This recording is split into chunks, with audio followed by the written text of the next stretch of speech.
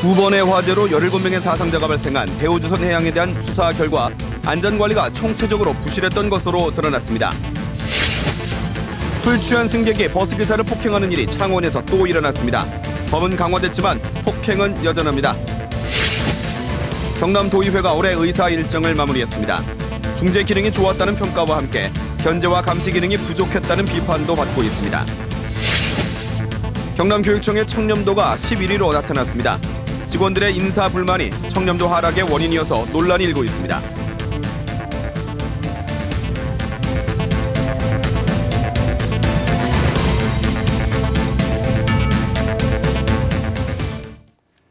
안녕하십니까. 이어서 경남 소식입니다. 지난 8월과 11월 대우조선해양에서 잇따라 큰 불이나 17명의 사상자가 발생했습니다. 첫 번째 화재에 대한 경찰 수사 결과 안전관리가 총체적으로 부실했던 사실이 드러났습니다. 김소영 기자입니다. 지난 8월 대우조선 이도크에서 건조 중이던 LPG 운반선에 불이 났습니다. 당시 작업 중이던 근로자 2명이 숨지고 7명이 다쳤습니다. 불과 2개월여 만인 지난 11월 같은 장소 LPG 선박에서 또 불이 나면서 2명이 숨지고 6명이 다쳤습니다. 8월에 일어난 첫 번째 화재의 직접적인 원인은 용접 불꽃이었습니다. 대우조선 내부 안전수칙에는 화기 작업 시 불바지포와 함석판, 비산 방지판을 설치하도록 하고 있습니다. 하지만 경찰 수사 결과 이 같은 안전수칙이 제대로 지켜지지 않은 것으로 드러났습니다. 작업직이 아니니까 국가적으로 깔 수가 있었겠네 이렇게 판단이 됐겠죠. 작업하는 사람들 지금 삼정막으로 설치한다고 그래 하더라고요. 안전감시도 허술했습니다. 화기 작업을 할 때는 작업구역마다 화기 감시인이 배치돼야 합니다. 하지만 사고 당시 작업구역 안에 감시인이 배치되지 않았던 사실이 추가로 드러났습니다. 또 불이 날 경우 신속한 대피를 위해 선박 안에 비상 유도등을 설치해야 하지만 이 역시 설치되지 않았습니다. 화재 대피, 작업자들이 화재가 발생해서 대피하게끔 유도등, 비상 유도등이나 이런 거 아직 미술적인 게 확인됐고. 경찰은 과실치사 혐의로 대우조선 직원 2명과 협력업체 대표 4명을 입건했습니다. KBS 뉴스 김소영입니다. 술 취한 승객이 버스기사를 폭행하는 일이 창원에서 또 일어났습니다. 버스가 멈췄을 때 폭행을 해도 가중처벌하도록 법이 강화됐지만 소용이 없습니다. 보도에 손은혁 기자입니다. 한 남성 승객이 버스기사 자리로 다가갑니다. 다짜고짜 위협을 가하더니 폭행이 이어집니다. 버스기사가 휴대전화를 꺼내 경찰에 신고하려는 순간에도 손찌검은 멈추지 않습니다. 폭행이 일어난 것은 지난 11일 저녁. 술에 취한 승객이 내리라는 말에 기분이 나쁘다며 기사를 때린 것으로 경찰은 보고 있습니다. 내리라니까 네가 뭔데 내리라고 하느냐 소리부터 해가지고 빨리 이제 몇 대 맞고 쳐야 되겠다 이런 생각밖에 없습니다. 그 자리를 갖다 빨리 끝내려고. 주행 중이었다면 큰 사고로 이어질 뻔했습니다. 지난 5월 경기도에서는 취객이 버스기사를 폭행하면서 사고가 나 20명이 부상하는 일도 있었습니다. 보호격벽 설치가 2006년 의무화됐지만 버스기사들은 승객들과의 의사소통을 위해 대부분 문을 내려놓은 채 운행해야 하는 실정입니다. 여전히 막무가내 폭행에 노출돼 있는 겁니다. 요금 또 물어보러 아주머니들이 길을 물어보러 이제 이렇게 막 오셔서 앞에 머리를 내민다든지 이래 하는데 서로 불편해지니까 또 내려야 되는 부분은 내리고 운행을 할 수밖에 없습니다. 지난 2월과 3월에도 창원에서 버스기사 폭행이 잇따르는 등 버스와 택시기사 폭행은 전국적으로 한 해 3,000건을 웃돕니다. 많은 사람들이 타고 있는 이 버스 공간에서 때로는 자기 불편함을 해결하기 위해서 그것을 감정이나 폭행으로 이어질 때 그 발생할 수 있는 사고는 너무나 위험한. 버스가 멈췄을 때도 폭행할 경우 가중처벌하도록 지난 6월 관련법은 강화됐지만 위험천만한 버스기사 폭행은 여전합니다. KBS 뉴스 손원혁입니다. 경남도의회가 오늘 본회의를 마지막으로 올해 의사 일정을 마무리했습니다. 무상급식 중단으로 불거진 도청과 교육청의 갈등을 봉합하는 데 노력했다는 평가와 함께 견제와 감시를 제대로 못했다는 비판도 일고 있습니다. 송현준 기자가 보도합니다. 경남도의회가 본회의를 끝으로 올해 일정을 마무리했습니다.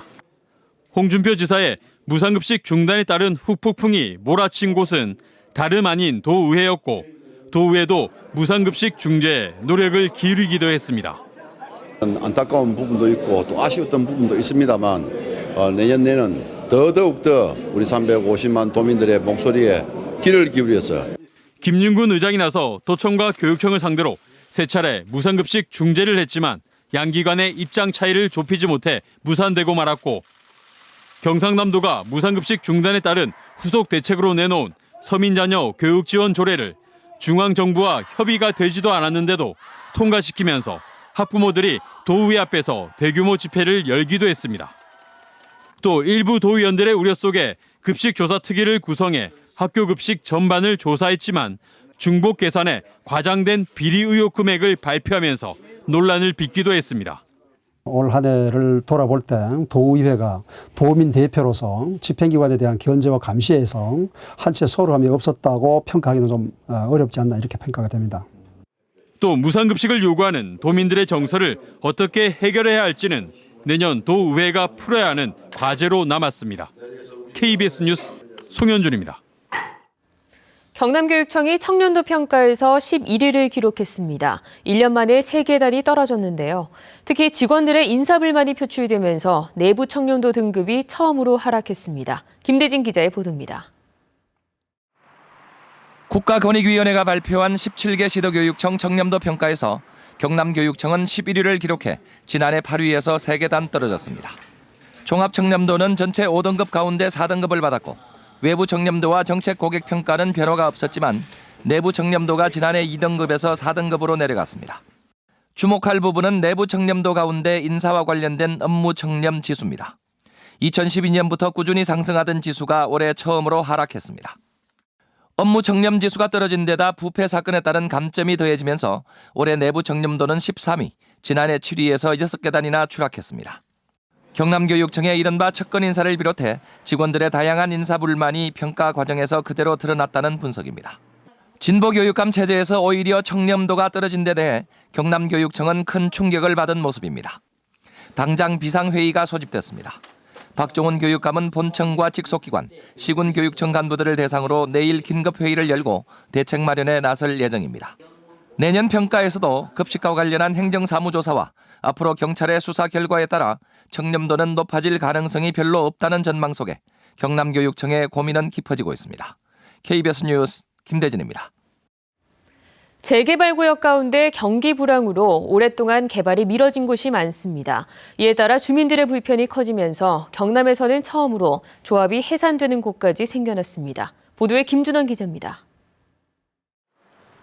주택 앞마당에 LPG 가스통이 어지럽게 널려 있습니다. 낡고 오래된 고무호수는 2층까지 연결돼 있습니다. 화재 위험이 커 도시가스를 설치하고 싶어도 할 수가 없습니다.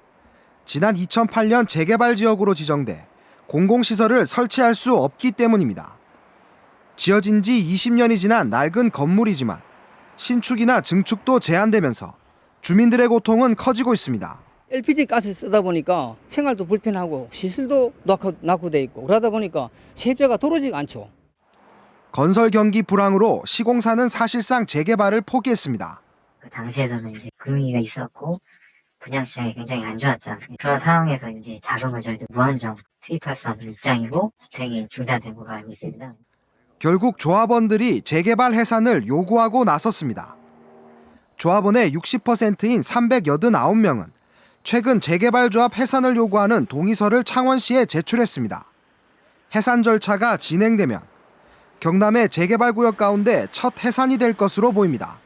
51% 동의는 충족을 하기 때문에 조합 해산을 신청했기 때문에 처리하는 쪽으로 방향은 그렇게 좀 가고는 있습니다.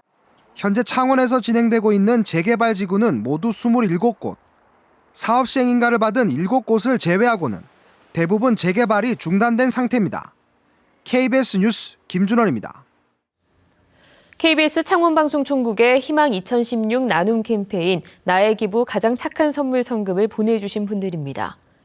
창원대학교 경영대학원 최고 경영자 과정 62기 김용호 회장 외 62분이 오늘 KBS 창원총국을 방문해 이웃돕기 성금 1,052만 원을 맡기셨습니다. 김해시 원창 포장공업 주식회사 오석주 대표이사와 임직원들이 1,000만 원을 보내주셨습니다. 거제시 고현동 충남식당 고갑자 대표 500만 원, 창원시 진해구 최학식 씨 150만 원, 한전 경남지역본부 직원들이 100만 원을 보내주셨습니다.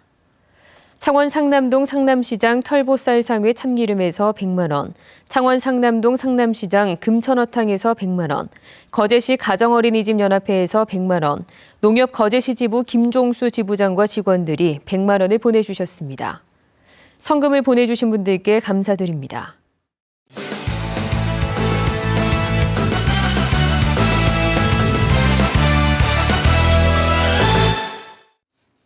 주요 단신입니다.